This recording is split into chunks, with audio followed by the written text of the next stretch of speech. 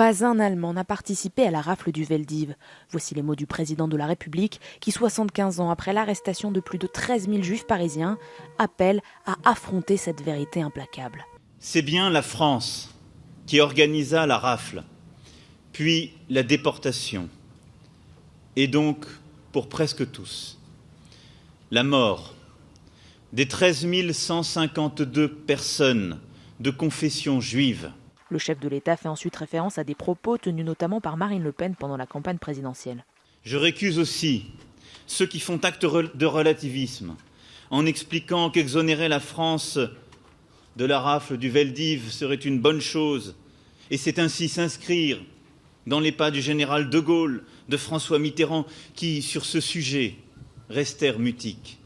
Pour eux, la France se trouvait à Londres avec la résistance et ne pouvait donc être responsable de la rafle.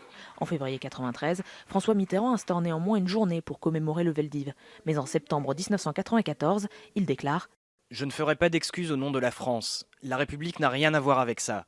J'estime que la France n'est pas responsable. » Il faudra attendre l'élection de Jacques Chirac en 1995 pour que le discours change. La folie criminelle de l'occupant a été, chacun le sait, secondée par des Français, secondée par l'État français. Nicolas Sarkozy puis François Hollande ont suivi cette ligne.